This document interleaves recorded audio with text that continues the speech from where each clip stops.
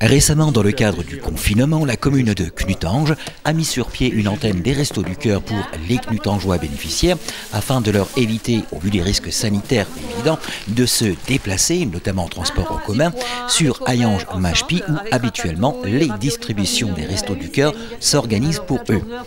Occasion a été donnée à M. Fabrice Serbet, maire de Knutange, de nous commenter les différentes dispositions liées au confinement qui ont été prises par la municipalité knutangeoise, à savoir mise en place d'un numéro d'urgence pour les services de la mairie, le 06 86 32 36 37, solidarité et aide aux personnes isolées, nettoyage des rues assuré par les services techniques, respect du confinement, action pédagogique de la police municipale et enfin la solidarité et aide aux associations sociales et aux services de santé.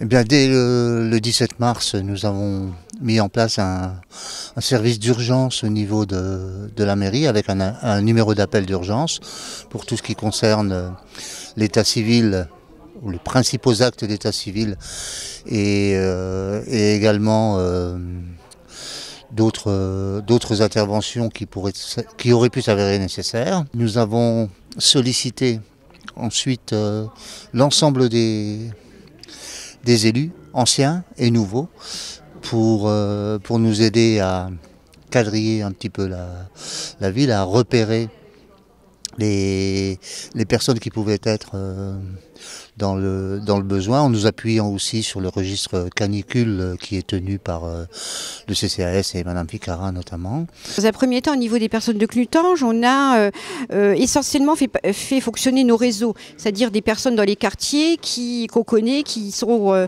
alertées et qui sont censées nous alerter si une situation devenait problématique pour une personne âgée ou pas forcément âgée. En tout cas, c'était notre première démarche.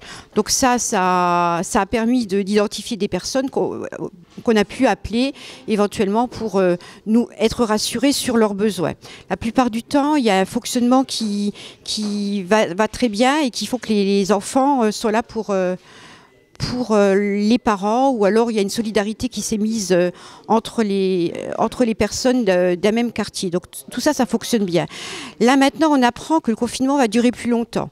Donc on nous a demandé de faire un recensement des personnes âgées ou fragiles sur la ville de Knutange. À ce niveau-là, on a préparé un courrier qui va être envoyé donc, aux personnes, parce que c'est le seul fichier dont on dispose, notamment qui fréquentent le repas des anciens. Donc c'était déjà une première démarche pour nous, c'est de leur envoyer un courrier. Il y aura un numéro de téléphone pour les personnes qui dépendent du CCAS. Donc c'est moi qui vais la voir et qui vais pouvoir évaluer les situations. Sur le courrier, on a quand même bien précisé que ce sont avant tout les premiers intervenants, ce sont les enfants, la famille et les aides ménagères. La mairie le CCAS vient vraiment en plus si une situation pouvait se dégrader, notamment un aidant qui n'est plus en mesure d'intervenir. Ça c'est sûr que, en tout cas, le numéro là va être distribué pour le CCAS. J'ai également demandé aux salariés du foyer des anciens qu'elles prennent contact avec les anciens qui fréquentent le foyer, donc à raison de 3 fois par semaine, pour qu'une fois par semaine, elles prennent des nouvelles de ces personnes-là. Et pareil, je suis là pour éventuellement avoir une situation des besoins qu'on pourrait satisfaire ou non, parce que c'est sûr qu'on n'a pas de personnel dédié à ça. Tout fonctionne sur le bénévolat, la présence des élus. Bon, il faut que les forces vives continuent à être vives pour pouvoir entretenir ce dispositif. Nous avons mis en place un service minimum de nettoyage dans les rues, afin notamment de s'occuper des poubelles publiques, des dépôts sauvages qui malheureusement reprennent un certain essor par ces temps où les gens sortent peu.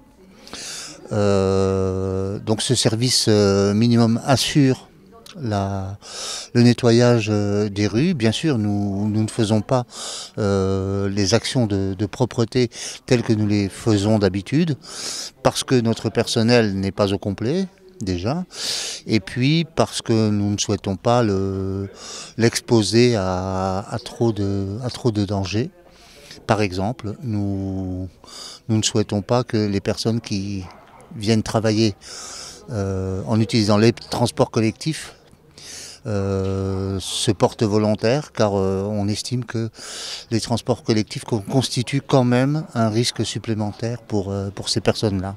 Nous travaillons aussi avec la police municipale, bien entendu, pour faire respecter les consignes de confinement telles qu'elles ont été déterminées par le gouvernement. Notre policier a fait des actions de sensibilisation, de pédagogie auprès des personnes, a dressé quelques procès-verbaux pour les récalcitrants ou les récidivistes. Mais dans l'ensemble, les choses se passent plutôt correctement de ce point de vue-là. Et je veux remercier la population clutangeoise de la rigueur et de la discipline dont elle fait preuve, d'apporter davantage de services ensuite aux personnes isolées, aux personnes qui ont des problèmes de mobilité et aux associations également. Nous avons donné des masques et du gel à différentes associations, les Restos du Cœur, le Secours Populaire. Donc on fait avec des équipes réduites, mais on fait quand même le travail. Notre objectif, et c'est pour ça d'ailleurs que les anciens élus se sont joints à nous, notre objectif c'est toujours d'apporter aux Clutangeois le service qui sont en droit d'attendre. Je compte sur chacun d'entre vous, Clutangeoises et Clutangeois, parce qu'il en va de la santé publique et la santé de chacun, et c'est important.